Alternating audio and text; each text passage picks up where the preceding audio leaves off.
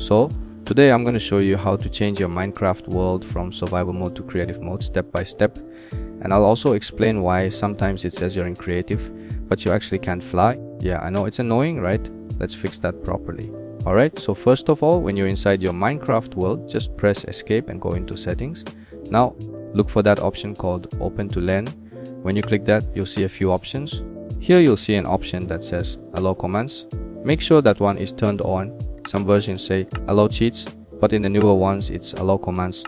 Basically, it means the same thing. It lets you use commands like a game mode. This step is super important because if you skip it, your command won't work. So to actually fix that, press the /command key on your keyboard to open the command bar. Now type this command carefully. As soon as you typed out game mode, Minecraft will show you all the options: survival, creative and adventure.